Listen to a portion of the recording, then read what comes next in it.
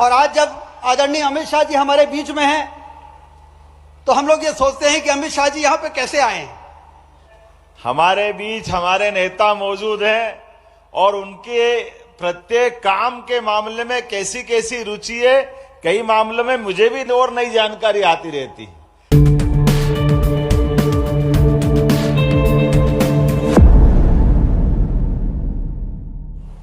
आदरणीय अमित शाह जी का स्वागत करते हुए हम लोगों को बड़ी प्रसन्नता है। मुझे याद है जब प्रधानमंत्री नरेंद्र मोदी जी 2014 के चुनाव में बनारस नामांकन के लिए गए थे और पत्रकारों ने पूछा था तो उन्होंने कहा था कि ना मुझे किसी ने यहाँ पर भेजा है, ना मैं यहाँ पर आया हूँ, मुझे तो माँ गंगा ने बुलाया है। ये नरेंद्र मोदी जी ने उस समय कहा था। और आज जब आदरणीय अमित शाह जी हमारे बीच में हैं तो हम लोग ये सोचते हैं कि अमित शाह जी यहाँ पे कैसे आए हैं। तो इस निष्कर्ष पर मैं पहुंचता हूं कि 9000 से ज्यादा जो गौ माताएं यहां पर हैं, उन्होंने अमित शाह जी को यहां पर बुलाया है।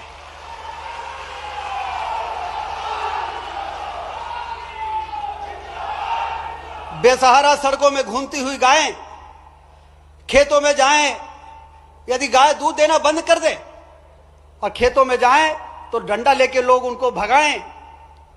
जिसके शरीर में 33 करोड़ देवी देवताओं का वास होता हो, इस धरती में कोई ऐसा प्राणी नहीं है जिसके मलमूत्र को देख के लोग दूर नहीं भागते हो। अकेले गौमाता और गौवंश हैं जिनके मल और मूत्र की पूजा में जिसका उपयोग होता है। यदि इनके गोबर और गौमूत्र का उपयोग कर लिया जाए तो प्राकृतिक खेती में प्रधानमंत्री नरेंद्र मोदी जी कहते हैं कि हमारी ये विरासत है, हमारी संस्कृति है। पूरी खेती रासायनिक खादों से मत करो। यदि 50 एकड़ है तो 5 एकड़ में, 10 एकड़ की खेती है तो 1 एकड़ में, एक फसल में, एक मौसम में एक फसल। यह प्राकृतिक खेती का आह्वान जो प्रधानमंत्री नरेंद्र मोदी जी ने किया है, वो भी गौ माताओं के गोबर और गौमूत्र से ही संभव हो सकता है। और इसलिए यहां पर तो आदरणीय गृह मंत्री जी को मैं बताना चाहता हूं कि शुरुआत तो हुई थी कि यहां पर गौओं का संरक्षण होगा और संवर्धन होगा, लेकिन जब हमने सोशल मीडिया में सुना कि अमित शाह जी भी ये कह रहे हैं कि मैं अपने जीवन का बाकी समय प्राकृतिक खेती के लिए दूंगा, तो मैंने फिर कहा कि ये गौवंशों के गोबर गौमूत्र से प्राकृतिक खेती का प्रकल्प यहां पर शुरू किया जाए। मास्टर ट्रेनर बुलाए जाएं, यहाँ के किसानों को ट्रेनिंग दी जाए, वो किसान भी मास्टर ट्रेनर बने और धीरे धीरे करके और इस क्षेत्र को प्राकृतिक खेती के मामले में हिंदुस्तान का नंबर 1 का जिला बनाने का काम हम लोग करें। तब जाके प्रधानमंत्री जी के आह्वान, क्योंकि समृद्धशाली भारत और शक्तिशाली भारत, आत्मनिर्भर तभी होगा जब स्वस्थ नागरिक होंगे, हमारी धरती माता स्वस्थ होगी। और इसके लिए रासायनिक खादें डाल डाल के हम वहां पर जो सूक्ष्म जीव है उसको मार रहे हैं, लगातार मार रहे हैं। उनको जीवित करने की आवश्यकता, उनको बढ़ाने की आवश्यकता है। इसके लिए घन जीवामृत, जीवामृत, इस प्रकार के बीज अमृत, इस प्रकार की चीजों का उपयोग कैसे हो सकता है। यहां पर उपस्थित हजारों की संख्या में जो किसान हैं, उनको आह्वान करने के लिए आदरणीय अमित शाह जी से बेहतर व्यक्ति कोई नहीं हो सकता था। और इसलिए आज आप यहां पर पधारे हैं। आपका स्वागत करते हुए हम लोगों को बहुत प्रसन्नता है। और आप ये मानिए कि आपका यहाँ पर आना, प्राकृतिक खेती और गौ सेवा और गौ संरक्षण, ये तमाम जो ये काम एक दूसरे से जुड़े हुए हैं, इसको एक नई ताकत मिलेगी, ये एक नई गति मिलेगी।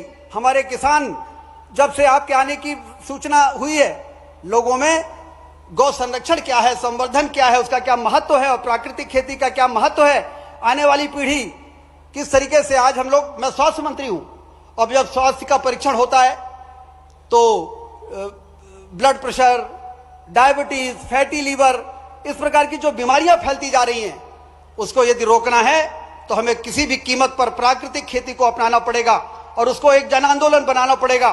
तब जाके हम आने वाले समय में जो समृद्धशाली और विकसित और आत्मनिर्भर भारत 2047 में प्रधानमंत्री नरेंद्र मोदी जी बनाना चाहते हैं, उसको लंबे समय तक कायम करेंगे और भारत विश्व गुरु के स्थान पर पहुंचकर दुनिया का नेतृत्व करेगा। एक बार फिर से आपका अभिनंदन करते हुए, क्योंकि आपने देश के उलझे हुए मामले प्रधानमंत्री नरेंद्र मोदी जी के नेतृत्व में जो देश को दीमक की तरह खोखला कर रहे थे, आतंकवाद और नक्सलवाद हमारे देश को दीमक की तरह खोखला कर रहा था, वो तमाम तरह की जो मुद्दे हैं, जो अभी आपने लोकसभा में बोला है कि कौन से ऐसे मुद्दे हैं जिसका विरोध किया गया और जिन मुद्दों का विरोध किया गया उसके कारण क्या दुर्गति हुई है, वो सारे मुद्दे को यदि मजबूती के साथ, यदि प्रबल इच्छा शक्ति आपकी नहीं होती, ये लौह पुरुष जैसा यदि आपका कार्यशैली नहीं होती, तो शायद इन उलझे हुए मामलों को सुलझाना आसान नहीं होता। इसलिए आज आपको अपने बीच पर पाकर हम लोग बहुत ही उल्लास से भरे हुए हैं। एक बार फिर से आपका स्वागत, आपका वंदन, आपका अभिनंदन करते हुए हम लोगों को बहुत ही प्रसन्नता हो रही है। बहुत बहुत धन्यवाद।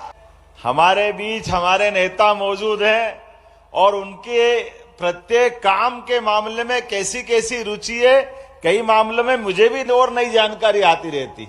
आज जब यहाँ गौशाला का भ्रमण कर रहे हैं और भाई साहब ने कहा कि वो स्वयं 35 साल पहले जैविक खेती का अपना प्रयोग करके सफलतापूर्वक अपना कॉन्फिडेंस के साथ इस बड़े प्रोजेक्ट के मन में जैसा हमारा सबका भाव है, जोरदार अभिनंदन करें। सच में आज उनका ये रूप मुझे देखकर आनंद आ गया।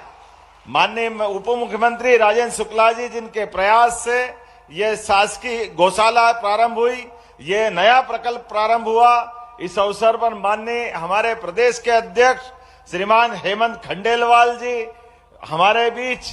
हेमंत जी भी लगातार ऐसे गौशाला और बहुत सारे काम जैविक खेती के करते हैं। उनका भी विविध रूप है, बहुरंगी, उनकी अपनी उनके व्यवस्थाओं के आधार पर स्कूल का, गौशालाओं का, दूध उत्पादन का, फूड पार्क का, एग्रीकल्चर सेक्टर में काफी रुचि रखते हैं हेमंत जी। माननीय डॉक्टर महेंद्र सिंह जी हमारे प्रभारी और सारे जनप्रतिनिधि, जोरदार अभिनंदन कर दे। समय की कमी है, मैं ज्यादा न बोलते हुए माननीय गृह मंत्री जी को बुलाऊंगा, उसके पहले 2-3 मिनट में अपनी बात खत्म करूंगा। हमारा सबका माननीय प्रधानमंत्री श्रीमान नरेंद्र मोदी जी का जोरदार अभिनंदन करें, जिनके आशीर्वाद के बाद हमारे अपने सरकार के गठन के साथ हमारे माननीय गृह मंत्री जी, माननीय प्रधानमंत्री जी लगातार नवाचार को, अच्छे कामों को प्रोत्साहन दे रहे हैं।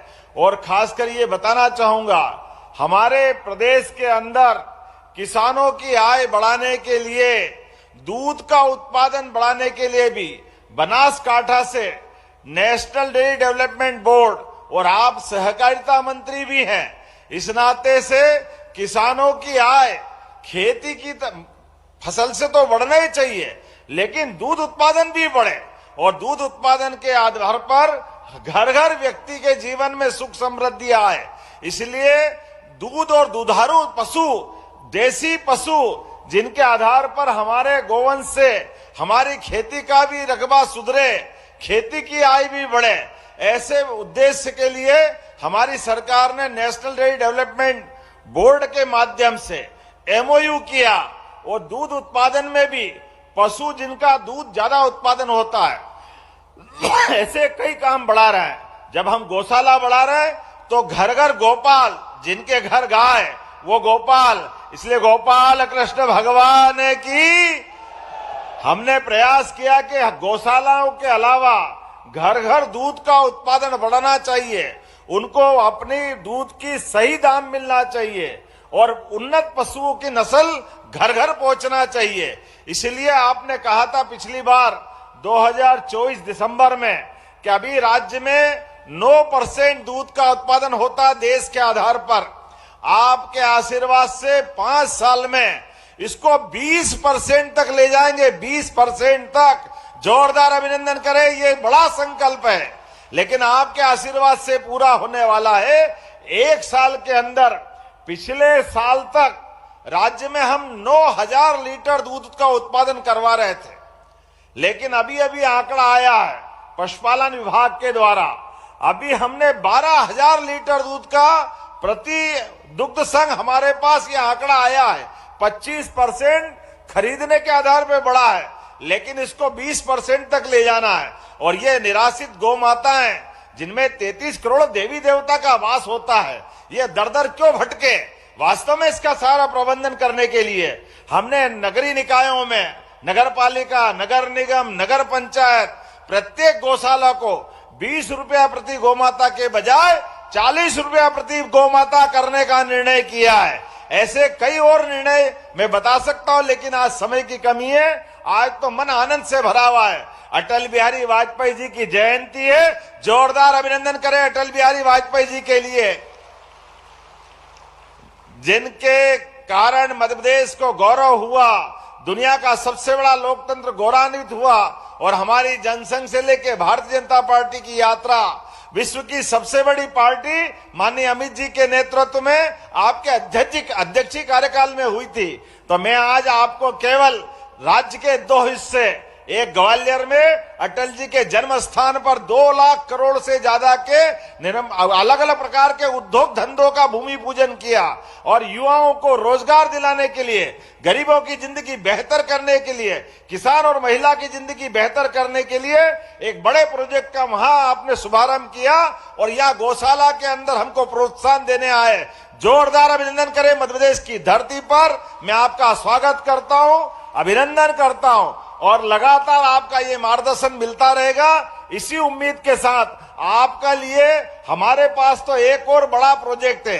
अगला वर्ष हमारा किसान कल्याण वर्ष है, कृषि उत्सव वर्ष के रूप में मनाने वाले हैं। माननीय भाई साहब, आपके मार्गदर्शन में मध्य प्रदेश सरकार अपने राज्य के किसानों की बेहतरी के लिए और बड़ा संकल्प करने वाली है। पुनः आपका वंदन, अभिनंदन। बोलिए भारत माता की।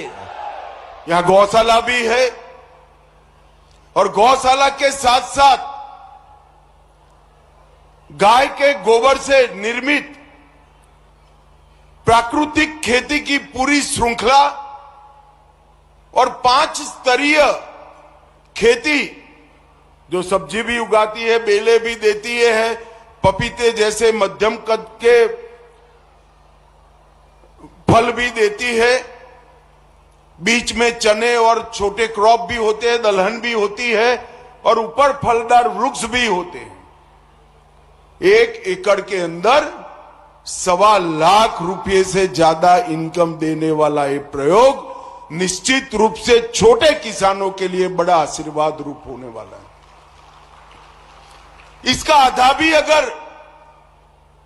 रीवा के प्रगतिशील किसान अपने खेत में कर ले और एक का देखकर दूसरे, दूसरे से देखकर तीसरे, तीसरे से देखकर चौथे किसान तक ये ट्रांसफॉर्म हो जाए, तो रीवा की कृषि आय 2.5 गुना बढ़ने की क्षमता रखती है। ये बहुत अच्छा प्रकल्प है। किसानों को यहां लाकर इसका निदर्शन, प्रगतिशील किसानों को लाकर इसके निदर्शन का प्रयोग करना चाहिए। यहां पर प्राकृतिक खेती करने वाले 2 किसानों का सम्मान किया गया। मित्रों, प्राकृतिक खेती एक ऐसा हमारा परंपरागत प्रयोग है जिसको हम भूल गए। एक ही देसी गाय से 21 एकड़ खेत में खाद के और पेस्टिसाइड्स के उपयोग के बगैर प्राकृतिक खेती होती है। किसान को जगत का ताज कहते हैं, क्योंकि किसान की मेहनत से जो अनाज उत्पन्न होता है वो पूरी दुनिया का, देश का पेट भरने का काम करता है। मगर आप मुझे बताइए भाई, हमें अधिकार है कि वो ही अनाज को जहर से भरकर हम लोगों को खिलाएं। ढेर सारे रोगों के मूल में जाते हैं, चाहे बीपी हो, चाहे डायबिटीज हो, चाहे थायराइड हो, अनेक प्रकार की बीमारियां अनाज में मिश्रित एक केमिकल फर्टिलाइजर से होती है। अब किसान कहेगा मेरी आय का क्या होगा? मगर प्राकृतिक खेती एक ऐसा प्रयोग है जो गौ माता के गोबर और मूत्र के उपयोग से, छोटी छोटी प्राकृतिक चीजों की मिलावट से एक ऐसी व्यवस्था बनती है जो किसान की आय को भी कम नहीं करने देती और उनकी उपज उनकी उपज शुद्ध होती है, किसान की आय बढ़ेगी, पानी का बचाव होगा और कई प्रकार के रोगों से अनाज खाने वाले लोगों की मुक्ति होगी। और ये एक्सपेरिमेंट अब छोटा मोटा नहीं है। देश के 40 लाख किसान प्राकृतिक खेती को अपना चुके हैं और ये सिद्ध हो चुका है। मैंने मेरे खुद के खेत में इसका एक्सपेरिमेंट किया है। इससे उत्पादन कम नहीं होता है, उत्पादन बढ़ता है। और मित्रों, जब प्राकृतिक खेती बढ़ने लगी तो विश्वास का संकट आया कि प्राकृतिक खेती का सर्टिफिकेशन कौन सा, ये प्राकृतिक अनाज, ऑर्गेनिक अनाज, इसका सर्टिफिकेशन कौन करेगा? नरेंद्र मोदी जी ने सहकारिता मंत्रालय के माध्यम से 2 बड़ी कोऑपरेटिव इसका काम कर रही है, जो प्राकृतिक खेती की उपज का सर्टिफिकेशन लेबोरेटरी में, विश्व के सबसे आधुनिक लेबोरेटरी में इसका परीक्षण, इसका पैकेजिंग, इसका मार्केटिंग और इसका एक्सपोर्ट करने की व्यवस्था की है। और आने वाले दिनों में देश भर में 400 से ज्यादा प्रयोगशालाएं किसान को सर्टिफिकेट देगी कि इसका खेत भी प्राकृतिक है और इसकी उपज भी प्राकृतिक है, जो किसान की आय को लगभग 1.5 गुना बढ़ाएगी। दुनिया भर में बहुत बड़ा बाजार है प्राकृतिक खेती का। पूरी दुनिया मान चुकी है कि ऑर्गेनिक अनाज खाने से, ऑर्गेनिक खाना खाने से स्वास्थ्य अच्छा रहता है। और दुनिया के बाजार में हमारे किसान का ऑर्गेनिक प्रोडक्ट अच्छे से पहुंच पाए, इसके लिए सर्टिफिकेशन चाहिए, साइंटिफिक टेस्टिंग चाहिए, पैकेजिंग आकर्षक चाहिए और मार्केटिंग की व्यवस्था चाहिए। तो भूमि परीक्षण से सर्टिफिकेशन देना, उपज का लेबोरेटरी में टेस्ट करके सत्यापन करना और आकर्षक पैकेजिंग और मार्केटिंग और एक्सपोर्ट के माध्यम से किसान की आय बढ़ाने के लिए हम आगे बढ़ रहे हैं। ऐसे छोटे छोटे लाखों निदर्शन फार्म इस मुहिम को आगे बढ़ाते हैं। हम जिस धरती को अपनी मां कहते हैं, इसको सीमेंट कंक्रीट जैसा बना देना कोई बेटे बेटी को शोभा नहीं देता। इसके प्राकृतिक तत्व को, इसके प्राकृतिक गुण को हमें संभाल कर रखना चाहिए। आज यहां पर 2 एक्सपेरिमेंट हुए हैं, निदर्शन फार्म भी बने हैं। मैं आशा करता हूं कि निदर्शन फार्म रीवा क्षेत्र के हजारों लाखों किसानों के लिए आने वाले दिन में मार्गदर्शन भी करेंगे, पथ प्रदर्शक भी बनेंगे।